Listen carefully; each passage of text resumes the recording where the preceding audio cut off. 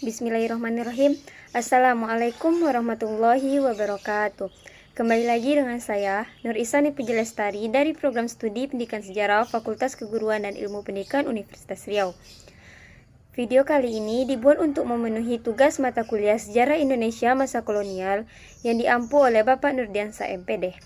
Baiklah, di video kali ini saya akan menjelaskan tentang Budi Utomo. Budi Utomo adalah sebuah organisasi mahasiswa yang didirikan oleh Dr. Sutomo dan mahasiswa Stovia.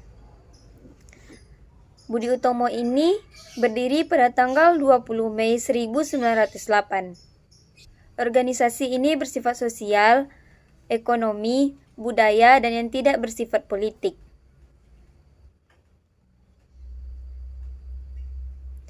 Berdirinya Budi Utomo menjadi awal pergerakan yang bertujuan untuk mencapai kemerdekaan Indonesia. Walaupun pada awalnya organisasi ini hanya ditujukan bagi golongan berpendidikan Jawa.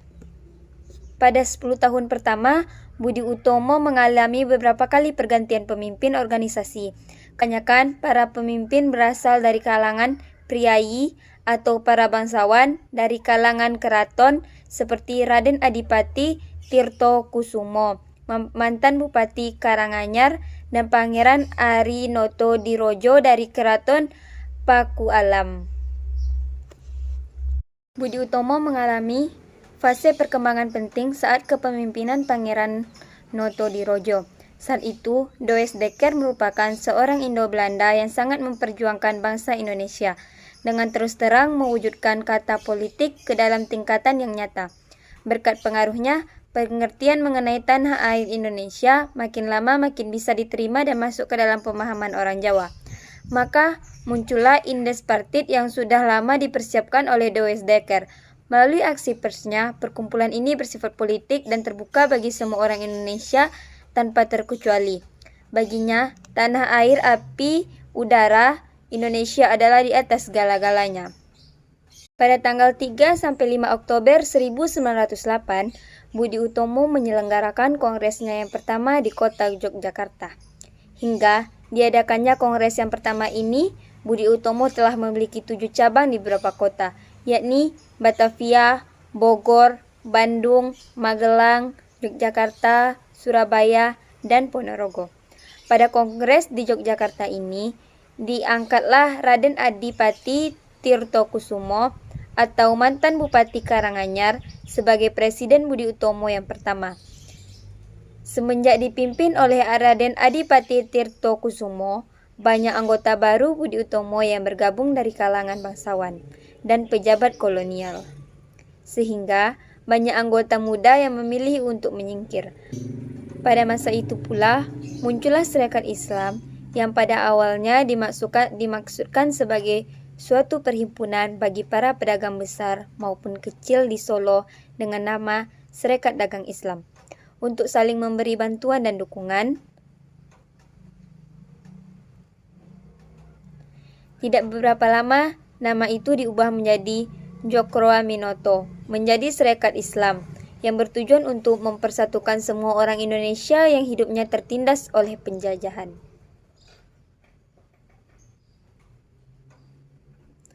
Dan sudah pasti, keberadaan perkumpulan ini ditakuti oleh orang Belanda. Munculnya gerakan yang bersifat politik semacam itu menyebabkan Budi Utomo agak terdesak ke belakang. Kepemimpinan perjuangan orang Indonesia diambil oleh Serikat Islam dan Indes Partit. Karena dalam arena politik, Budi Utomo memang belum berpengalaman. Karena gerakan politik perkumpulan-perkumpulan tersebut, makna nasionalisme makin dimengerti oleh kalangan luas.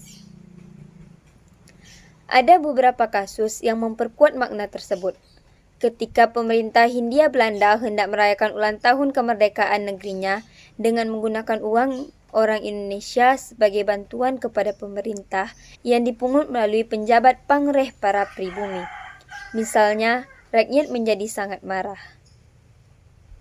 Kemarahan itu mendorong Suardi Suryaningrat yang kemudian bernama Ki Hajar Dewantara untuk menulis sebuah artikel Als ik Nederlander was seandainya saya orang Belanda. Yang dimaksudkan sebagai suatu sindiran yang sangat pedas terhadap pihak Belanda. Tulisan itu pula yang menjebloskan dirinya bersama dua teman dan pembelanya, yaitu Does Dekker, Cipto Mangunkusumo, ke penjara oleh pemerintah Hindia Belanda. Namun, sejak itu, Budi Utomo tampil sebagai motor politik di dalam pergerakan orang-orang pribumi.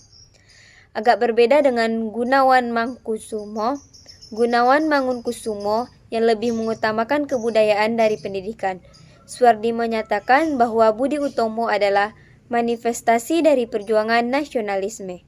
Menurut Suwardi, orang-orang Indonesia mengajarkan kepada bangsanya bahwa nasionalisme Indonesia tidaklah bersifat kultural, tetapi murni bersifat politik. Dengan demikian, nasionalisme terdapat pada orang Sumatera maupun Jawa, Sulawesi maupun Maluku. Pendapat tersebut bertentangan dengan beberapa pendapat yang mengatakan bahwa Budi Utomo hanya mengenal nasionalisme Jawa. Jawa sebagai alat untuk mempersatukan orang Jawa dengan menolak suku bangsa lain. Demikian pula Serikat Islam juga tidak mengenal pengertian nasionalisme, tetapi hanya mempersyaratkan agama Islam agar seseorang bisa menjadi anggota. Namun, Suwardi tetap mengatakan bahwa pada hakikatnya akan segera tampak bahwa dalam penghimpunan Budi Utomo maupun Serikat Islam, nasionalisme Indonesia ada dan merupakan unsur yang paling penting.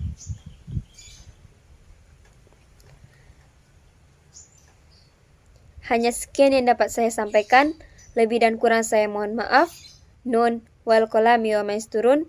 Wassalamualaikum warahmatullahi wabarakatuh.